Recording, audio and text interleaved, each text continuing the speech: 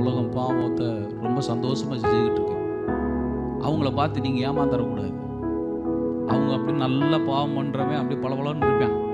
நீங்கள் என்ன பண்ணிடாதீங்க, அவனை பார்த்து ஏமாந்துடாதீங்க. வேதம் சொல்லுது, பாவத்தின் சம்பளம் ஆத்தும மரணம். ஆத்துமால அவன் சாவான், அவன் வாழ மாட்டான். அவனுடைய வாழ்க்கையில வித்தியாசமான சூழ்நிலைகள் வரும். அந்த சூழ்நிலைகள் அதான் வரலங்க.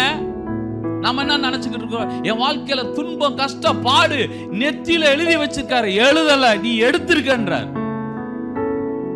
எடுத்திருக்கிறோம், அது கொடுக்கப்படாது. அது ஒண்ணுக்கான சம்பளம் தாங்க வேதனை.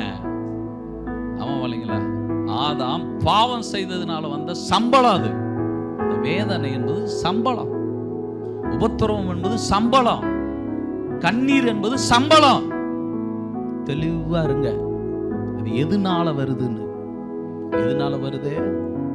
பாவத்தினால் வருது.